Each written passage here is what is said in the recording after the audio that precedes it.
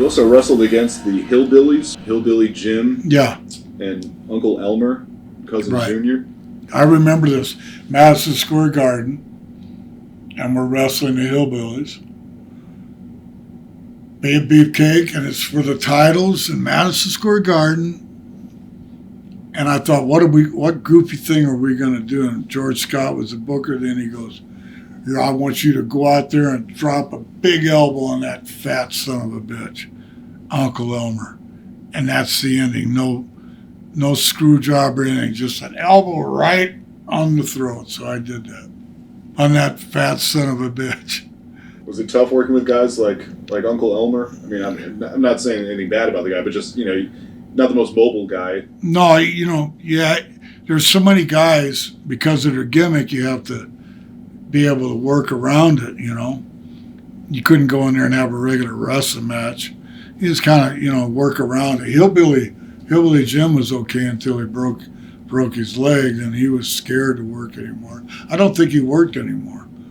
But he broke it out in San Diego with Brutus in a single match. So, it's a lot of guys with those gimmicks. You just had to work around it. Because they meant something on the card. They drew money, I really believe in that. Uncle Elmer came out with his pig. And he was a good character. Yeah. I didn't know that about Hillbilly Jim, because I was wondering what had happened. Really tall guy, big guy. Yeah, well, there was a house show in San Diego. I don't believe it was on television. It was a house show, and he broke his leg outside the ring. Broke his leg, so he was gone. And I think they brought him back as, I don't know if he wrestled after that or not, but they kept him around and doing different things, So one of the first matches I saw as the Dream Team that you had was against Jim Powers and Rick Quickdraw McGraw. Right. And this is even before the first WrestleMania. Rick McGraw, one of the first guys to go really young, actually.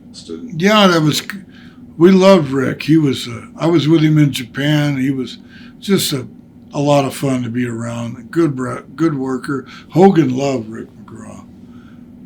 And who was the other guy you mentioned? Jim Powers? Yeah, another good guy.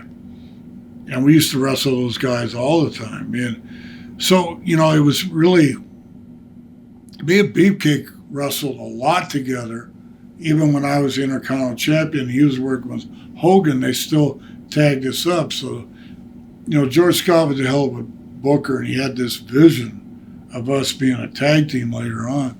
And it worked out great, George Scott, one of the, had a great mind. And he ran that Charlotte with my dad, Johnny Valentine, there, and George was good. Good shit. He did good stuff.